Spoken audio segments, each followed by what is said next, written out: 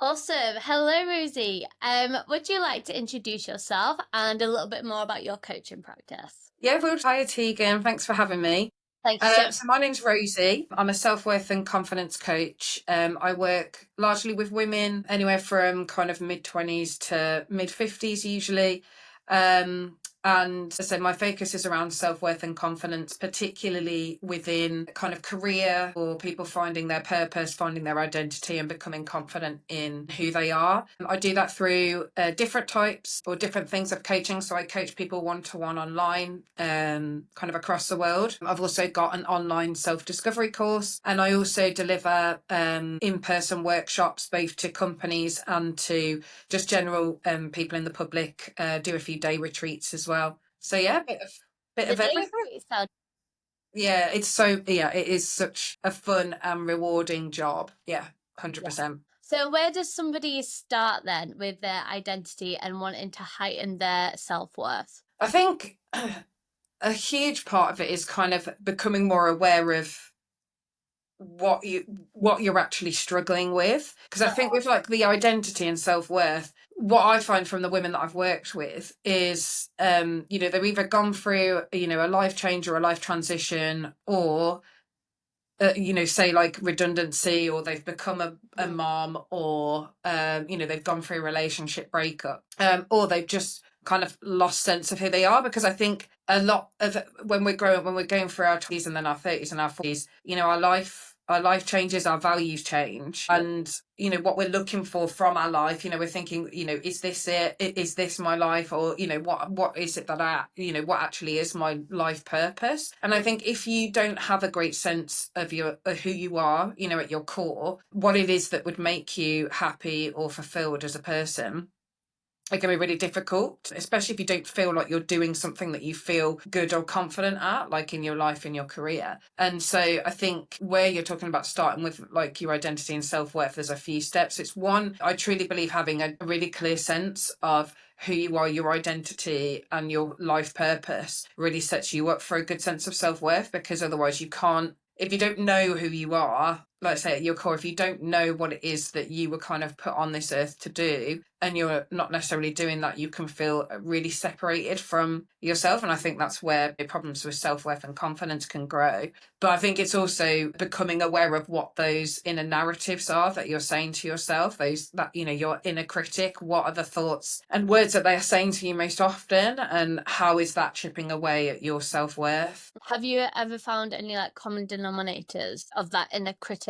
Do they usually have like one or two main things that you find within a lot of different? Yeah, definitely. In fact, when I became a coach, I thought I was going to be like a career coach, which I do. I do that within the work that I do. But part of the reason that I became a self-worth coach was because when I first started getting clients and working with them, I realized that the thing that they all had in common, no matter whether they came to me because they were looking to find love that lasted, or whether they were, they didn't feel confident in themselves, or they didn't feel confident in their career, it was all, I'm not good enough. Essentially, that they're all variations of I'm not good enough. And that may look different depending on each person. It may be they don't feel good enough because they don't feel smart enough, or it might be that they don't feel liked or loved enough. They're all kind of different reasons Level around the same. around Yeah, that. but they're all coming down to I'm not good enough. And generally the inner critic and the narratives that people are running from. A lot of these things get formed when we're children, when we're younger, or in our kind of formative years, and they become such like a subconscious background script that we're just running from on autopilot, that we don't actually kind of know. We might have a sense that we lack confidence in doing something, or that we doubt ourselves, or that we're, there's often like a bit of a negative voice, but sometimes we don't realize how deep that is, or where it's come from. And that's one of the things that coaches helps you to do, is kind of identify where these thoughts and beliefs are coming from, so that you can shift and change, reframe that and shift that narrative based on what you've been living from, and instead live from one that is more supportive and true, because a lot of the stuff that we're thinking about ourselves isn't even true, but that's how we're living our life from. That's how we're building our relationships. That's how we're showing up in our careers. That's how we're showing up as friends and parents. And, until you get a clear sense of that, and a clearer sense of your self-perception rather than the one that you thought was you, you're going to be living kind of a less happy and fulfilling and confident life than you deserve to live. Yeah, for sure. Because I think sometimes when you've naturally, if something happens and it kind of like naturally heals you, you kind of Mm, feel like a big exhale. And then mm, it's like trying to do that intentionally and yeah, is like phenomenal. And yeah, it's just like you're constantly exhaling and then like re-energizing in like a different form. yeah. So I actually really love everything that you just mentioned. In terms of as when someone's really, really trying to change a behavior about Mm, themselves, let's say in a relationship with somebody, and they're trying to like set that boundary, but then they have the inner critic questioning themselves, mm, where do you think they can like stay strong in their own opinion and be mm. faithful to like their own newfound boundary? Yeah, I get what you mean. Yeah, so how can you stick with, like you say, if it is a relationship or otherwise, Yeah. how do you stick with You've things had that the you know you should be realization. doing? Yeah, you Yeah, want to change.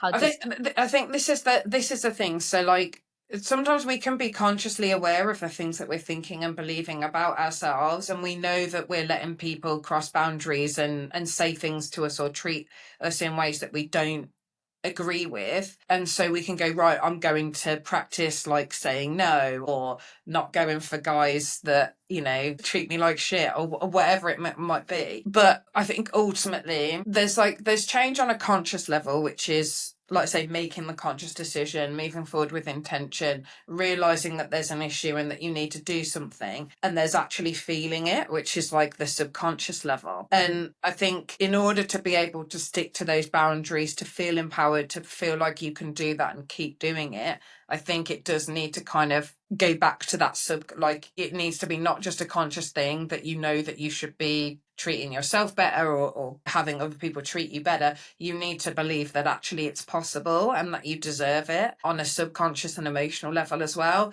And that's where like that kind of healing comes into mind, whether that's through counseling, or maybe you've had counseling already and actually it's more about, okay, how do I rewire my patterns moving forward? Because I always liken it to, when I'm working with my clients, I always liken it to like if you are, like, say you're walking through a forest that you walk through all the time, and there's always like a really well trodden path that the majority of people walk down, and you probably know the route so well that you could go and you could chat with a friend and you could walk through that route, and you could do the same walk that you've done like 20 times, 100 times without thinking about it. But through this same forest that you're in, there are those like little paths that go off that you can see kind of going off into distance, and they're not as well trodden. It's about making a conscious decision when you come to that point and you realize that you're, so if we say like the path that you're normally going down is the one where you're making the decisions you normally make, or the feeling and thinking those negative thoughts that you normally think, and it's about being conscious, saying, right, no, I'm not going to go down that path that I know so well. I'm going to go down this one, because actually the more I walk down it, the more established as a path it's going to get, the less grass there'll be on the ground, the less that I'll have to push myself through. And actually, when I get through to that one, it has a really beautiful view of like a really peaceful lake, and it makes me feel really good. So it's about making that change, not just on that top level and not just for a short while, but also knowing that you believe it, and that you believe you are that person who's able to set that boundary and deserves that behavior. But then there's that consistency and persistence piece of like, that's how you rewire your brain. The same way it got rewired the first way to think negative things, you've got to consciously now choose to think the positive things until that becomes second habit. But there's the thing, you can't always just think your way into like positivity and confidence. There does have to be that understanding within yourself that that's actually what you deserve, and this is who you really are as a person, and now you just need to do like the top level stuff. Yeah, That makes no, sense. it does make sense. And I think it's so beautiful how you described it as a forest and walking down and choosing different paths Mm. and just being like curious enough to be willing to go down it in the first place. Yeah, And then not it, go the easy route, because yeah, you I already know think, what's down there. yeah, Go get your lake. Yeah, I love that. That's Definitely. really, really beautiful. Um, what has been your personal experience of self-worth and self-acceptance? Because we always see, usually we see so many authors and stuff turning their like pain into Mm, their like greatest power. And I yeah. often think, is coaching the same? Definitely. I think the majority of coaches that you find will have had, or the best coaches are people that are able to do that from experience. So I became a coach after a really difficult fertility journey. So I was trying for children with my ex-husband for around 10 years, and we went through a number of rounds of IVF, and it really changed me as a person. Like I used to be quite and still am very much, like optimism is one of my core values. So, I was very kind of happy-go-lucky person, very relaxed, and the whole experience really, damage my self-worth. I would think, why is everybody else able, or, it seems like everybody else is able to get like pregnant and have children. Like what have I done? Why don't I deserve, maybe I don't deserve to be a mother. Maybe it's because I, made this XYZ mistake, in the past. And or what, why am I broken, and also there's that side of things that's really heartbreaking, that there's something that you really want and you can't have it, and you question all of the reasons why. But there's also the side where you're feeling jealous and bitter and angry at everybody around you who's able to get pregnant, and that making you feel like crap as well. And I think it was that whole journey that made me turn to the world of like personal development and mindset. And that's where I discovered the ability to, use your mind to change your life. And that's what I did for myself. And I started rediscovering who I was, because that whole situation changed me and changed my identity. It made me go through that whole self-discovery piece that I talked about at the beginning, like finding out who I really was, what my purpose was, what my gifts were, like. And I also had to think, like, if I'm not going to leave a legacy through children, how many people do, like, how do I want to leave a legacy, what do I want to leave behind? And so, there was that whole battle with my self-worth and bringing it back up, and also self-acceptance of, who I am and what my health issues were. I think as well, naturally when you're a coach and you are learning about mindset and where beliefs come from, you do your own personal reflection.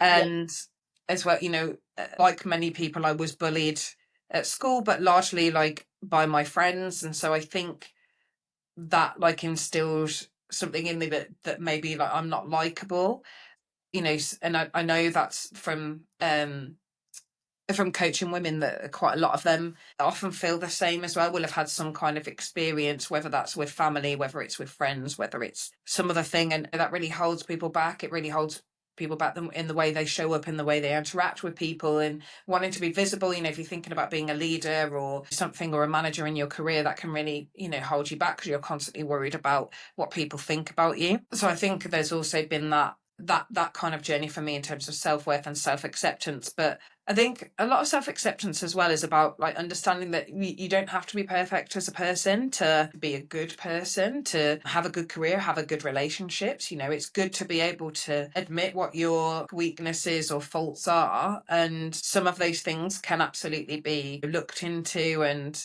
like I was used to say, like, I'm really defensive and I don't like being in the wrong, but that's something I've been working on a lot in the last couple of years. So I think, like I say, it really is about getting to know who you are, what it is that you want from life, what it is that you value, what your strengths are, what your needs are as a person, what your they often call it like your shadow self, like your the elements within you that are darker. We all have them. Mother Teresa's have them. And ultimately, they just point usually to a place where you need some kind of healing. And so, it's just becoming aware of yourself, really knowing yourself inside and out. And the more you know yourself, the more you can be confident in yourself, and the more you can create a life that reflects the true you. And that's where you're going to feel most worthy and confident and happy and fulfilled. Yeah, that's exceptional. And I really enjoyed how you explained that, like, you don't have to be perfect, or your idea of perfect, to have a good career, to have a great relationship. Because I think Absolutely. sometimes women will, not necessarily just women, excuse me, but I've seen women, they'll like crash diet before they Mm, want to like go on a dating website. or something like that, you know? And it's like, it's so hard to say just love yourself as you are now, because you are worthy of receiving those things Yeah. right here, right now. Let's go get it.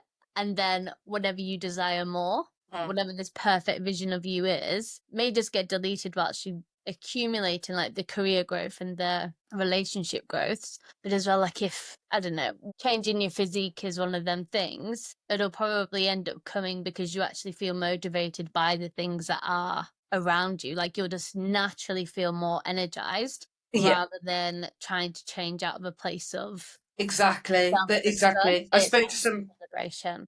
Yeah, sorry. Yeah, I was speaking to somebody about this recently. You know, the whole kind of, you know, the diet, the appearance, the body image thing. If you're coming at it from a sense of looking in the mirror and going, "This is what I hate and I want to change it," then it's not coming from a space of like perhaps the healthiest approach that's going to be longer lasting because you're trying to change something you hate. Whereas if you're coming at it from a space of like, I love and respect my body, I know I'm worthy of feeling confident in my own skin, and these are the things that I want to, you know, I want to eat well because I want to respect my body. I want to feel like I'm putting good things into my body. I want to exercise because I want to show my body that I respect it and I look after it. Where it, as opposed to coming from it, like I say, from that angle of lack of, you know, this is everything I hate, this is everything I'm going to change. Like the narrative of what you're doing when you're doing it, you know, you're coming at it from a space of empowerment and worth on one side and a space of like self-hatred and judgment on the other side. And that's why things are going to be so much harder to stick to, because it's not coming from a place of knowing that you're worthy of that. It's coming from a place of, like you say, thinking, oh, this is everything I hate, this is everything I need to change.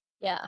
You know, and yes, you can use it for motivation, but I think that's perhaps where it would be unlikely to be lasting. And then if you do, like you say, have a failure, or you have like a cheat day, or you don't lose the weight that Right. you wanted. Spiral. I hate Exactly. myself even more because you're gonna hate the process as well. Yeah, exactly. You're not going to enjoy it. It's not going to feel like you're like say you're empowering yourself. It's going to feel Yeah. like a punishment. Like, this is how I'm going to punish my body because I hate it. This is Mm, how I'm going to punish myself because I hate looking in the mirror. As opposed to going, I know I deserve to look and feel better than I do now.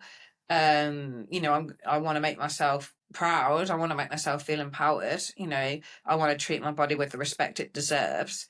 Is a totally different message. yeah. 100%.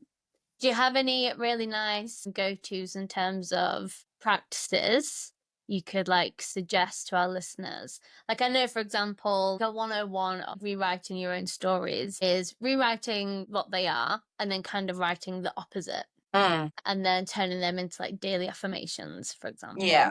Do you have any that's not as 101 basic as that? Mm. Do you have any that you give to your clients? It depends what they're dealing with, because like I say, some of the stuff that we do is quite deep subconscious work. Yeah, yeah. But one of the things I give to my clients that some of them have been finding really powerful is a hypnosis that I do.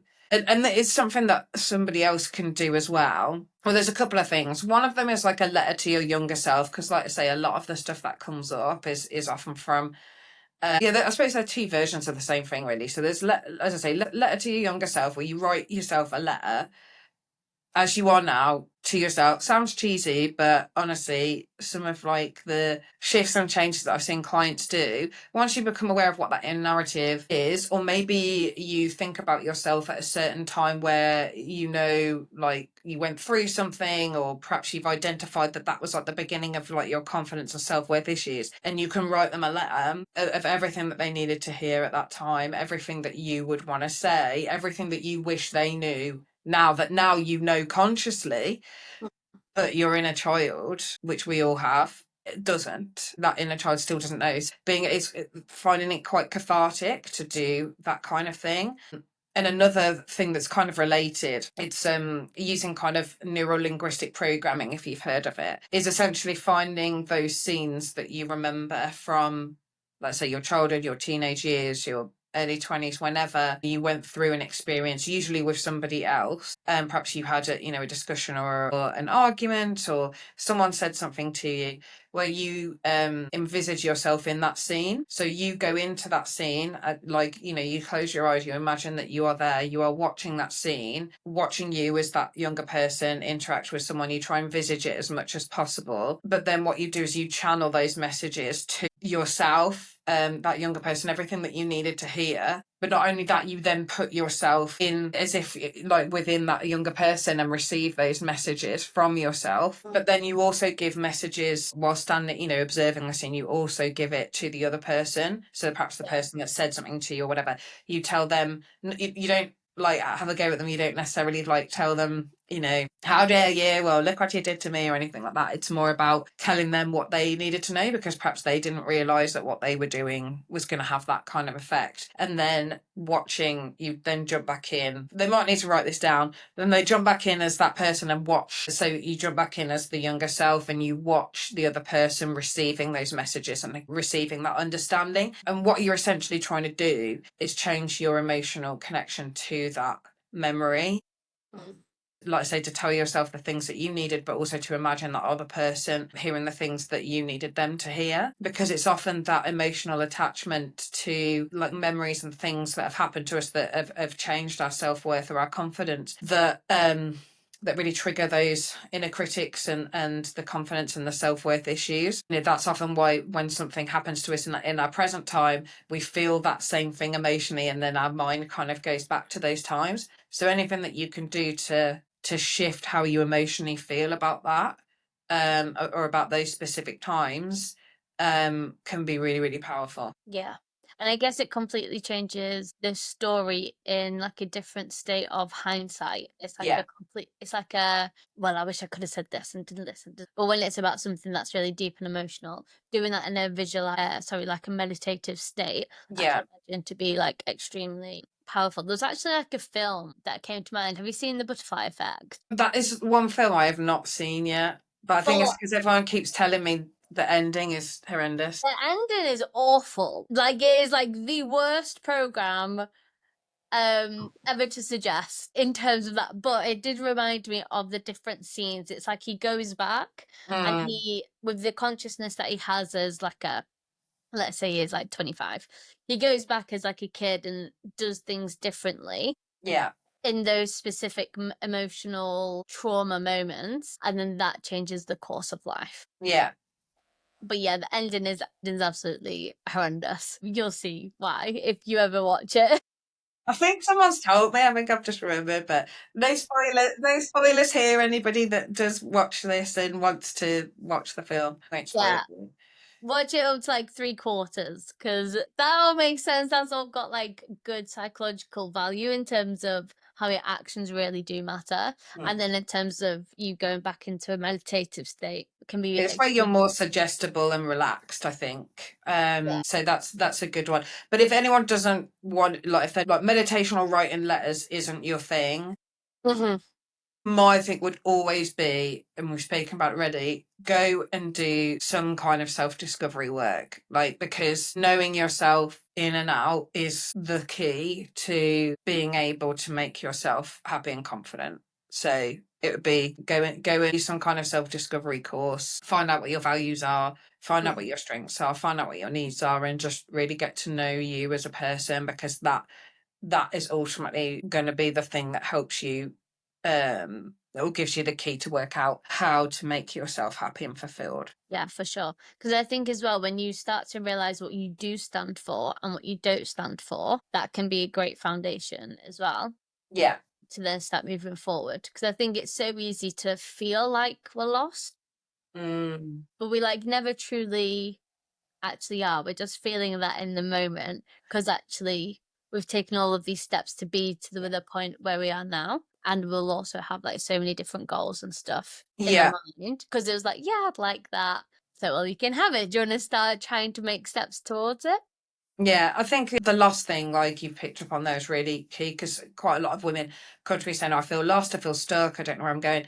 I always feel like if you are feeling lost or stuck, it's because you've stopped growing. And I think stop growing as a person, or perhaps you don't have like necessarily a goal to go towards. And I think that comes from a lack of, like say, not knowing yourself, whether you've shifted, whether you've started a different identity, whether you've started a new job, like say you've become a mom, you've broken up from a marriage, all these types of things. And like say getting real clear on like things like your values, which are like your core drivers, like say gives you real sense of like direction again. Do you have any really nice questions that you like to ask yourself on a regular basis? Like any self-reflection questions that you ask on like a monthly or anything? Yeah, I mean, I've got a daily one as well, but that I always ask. And then there's the gratitude thing, Mm, but like as in, what do you appreciate? What are the things that make you grateful? But I've got a planner, like I've literally got it next to me here. I like live with it every day. It's got like my to-do list and everything. yeah. But it has like space for you to write down like what your victories were today, what you learned today, how you loved yourself today, Mhm. how you loved and gived to others today, and what you appreciated today. And I think like asking yourself stuff like that on a daily basis, or even just a regular or weekly basis, is really important, because you're not just focusing on stuff that you're grateful for. You're focusing on stuff that, like, how are you giving to the world? How have you loved yourself? What are your wins? What are the things that you've been learning? So I think asking questions like that is really important. But I think otherwise for me, I think it's like along the lines of like, am I happy? Like, am Yeah. I fulfilled? Because um I don't think people ask that question that often, or maybe they don't want to think about the answer. I don't know. But the reflection stuff that I do on a regular, I'm just trying to think of I've got, and because I do have like weekly reflections as well. But I think it is those things, and I think it's also looking across the spectrum of your life. Like one of my ones in here on a weekly thing is like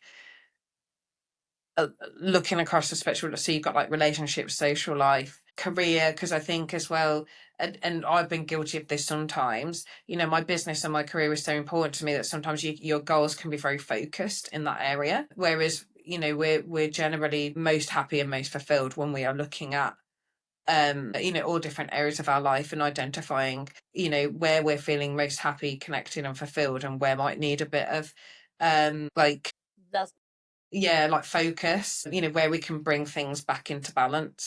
yeah. Do you have a specific one that you enjoy the most out of all of them? Or is it just that daily sort of For always me, like to it's daily, but I guess the other thing that comes to mind that I would always ask yeah, is this in line with my values? nice. Because my values are like joy, optimism, purpose, helping others, and love. And so, I think always if you're asking, like, am I living in line with my values? Is that because that can be across, like, again, all different areas of your life. Yeah. And because, like, say, they're our motivators, they're our drivers, they're the things that when we embody them, we feel most like ourselves. I Mhm. think that's like a really important thing to be reflecting on. And I think that's a really lovely reminder, because I think I might do that this evening. Have Nice. a little review and just check that everything feels aligned with my values.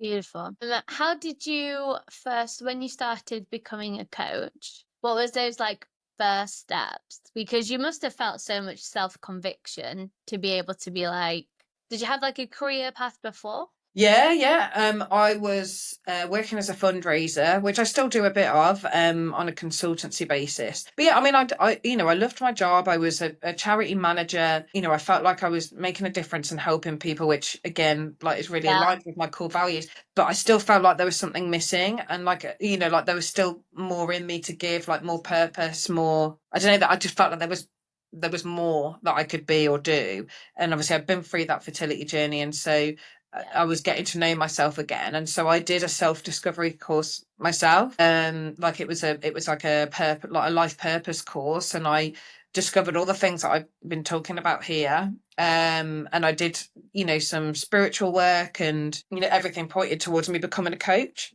excuse me, and I'd always like, what's the word? I unofficially coached Yeah, friends like and gave family. Like, like they would a always come to me, yeah, for advice, and I always, like I say, knew that I really enjoyed helping people. And so I did this course, and it pointed to that. And so I was like, right, I'll get certified as a coach. So I did some research. I found a coaching certification that I felt was aligned with what I wanted to do and what I wanted to help people with. I studied, certified within a few months, launched my business on social media, and got my first client, 6 weeks later. And yeah, I've been working with clients ever since, and I'm really grateful, because I know a lot of other coaches, and I know it's not, it's not always an easy journey to there.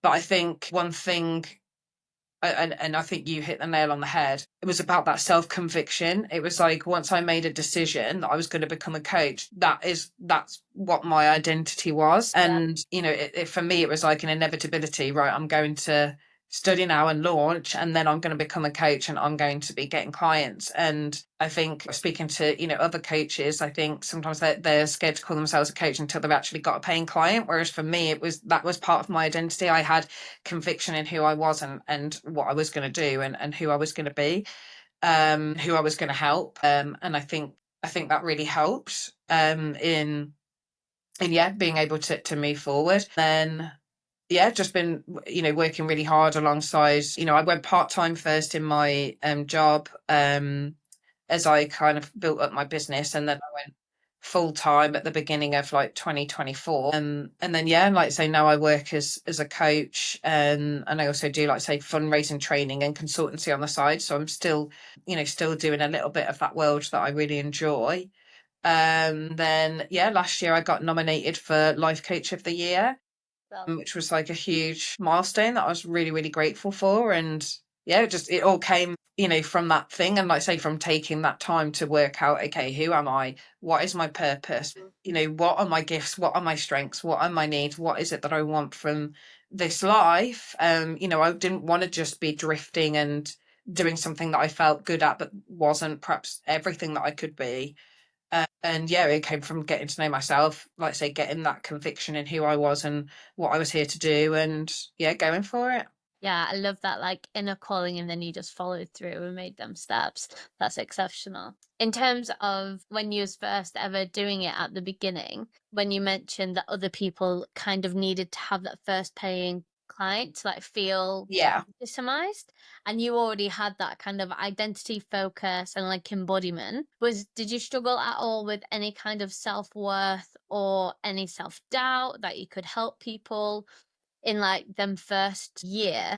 Yeah, definitely. Like, even as a self-worth coach and confidence coach, like, I absolutely struggle with self-doubt and self-worth. It's an absolute natural thing. And I think, the first like few months, like I say, things felt easy. I got my first 3 clients really quickly, and then I went through a stage of much like happens when you're self-employed, you might get like an influx of clients and then you don't get as much. Or I think I launched a group program at the end of that year. So this was like December 2022, and like I didn't get anybody sign up for it.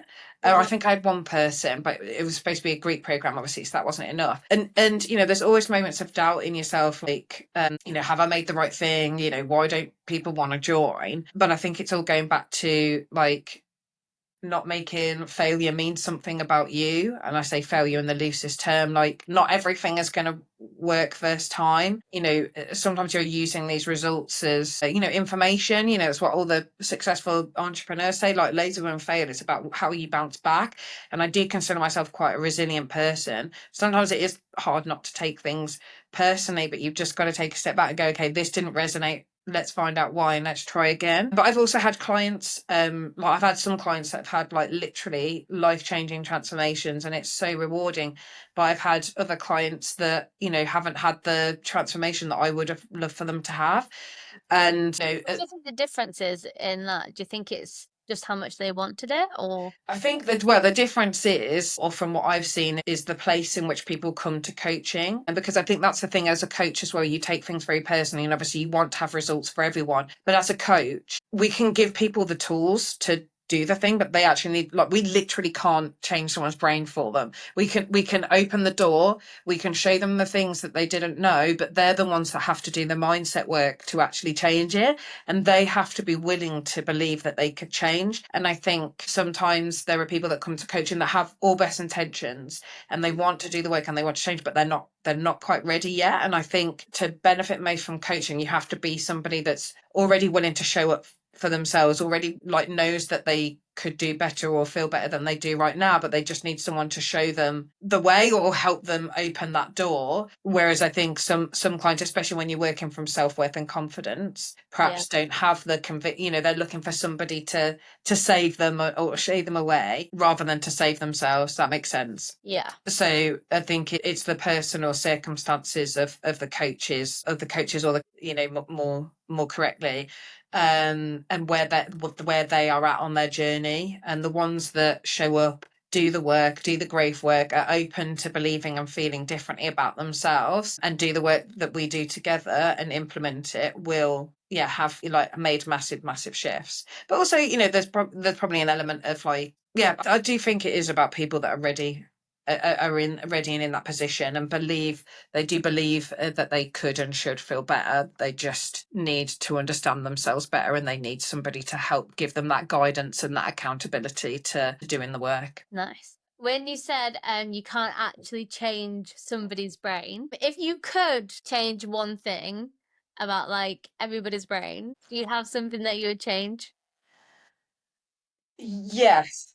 Yeah, okay, go on. I think it, like I say, I think it's being able to separate reality from fear, because I think that's the disconnect that a lot of people have, is they have that sense of focusing on the negative, Yeah. um or focusing on, I think it is those limiting beliefs that we have about ourselves that aren't necessarily true. And I think being able for people to see the reality, it's a bit like people get given a compliment and they'll shrug that off, but they'll shrug off like the five compliments, but they'll see like the one tiny thing that maybe somebody said or some critic said. Mm. And over time that creates a narrative that isn't, like I said, that isn't true. With women, I see so much like this disconnect from the reality of who they are and what they're capable of, and the fear that they have about themselves not being enough. And I think that would be like one thing that I would help change. It's that sense of self-perception, really, that reality versus fear, and having people have more control over or conscious control over their brain to focus on the reality of who they are and what they're capable of, as opposed to the fear. Yeah. Because it's like our primal brain as well. And then Yeah, it's the evolved. chimp brain and all that. Yeah, for Yeah. sure. I love chimp paradox. I'm really Yeah, it is such a it. cool book. Whenever I try and describe him, like my chimp is just really Yeah. out of control right now, and I have no like carrots or bananas to give it right now. And people are looking at me like, "What are you What's on she on about?" about, My bro? autopilots are just off balance, and they're like, "What?" Excellent. How can people join your coaching and your group coaching as well? Yeah, sure. So, you can come follow me on LinkedIn, Facebook. You can send me a message. I am about to launch a group program, next round of a group program that I've run before. It's called Expand, and that's for women around kind of career confidence or business. If they've got a career or business that they know what they want to do, they know what they want to grow, but they feel like they're holding themselves back. But if you live locally to Staffordshire as well, I've got some in-person workshops coming up. I do something called Self-Love Saturdays, which is like a 2-hour session on a Saturday morning, that focuses on an element around confidence. But if you want to do one-to-one coaching as well, you can come message me. I offer a free discovery call. Also, I don't know when this is going out, but I do have a free workshop on Tuesday next week on the 29th, which is all about becoming that version of you, being able to embody and show up as that version of you that knows you can achieve what it is that you want to achieve in your career or business. So people are very welcome to sign up to that as well. That's amazing. Well, Rosie, I've had such an amazing conversation. Thank you so much. I'll Thank be in you. contact soon. Thanks, Tegan. Okay, take care. Bye. Bye.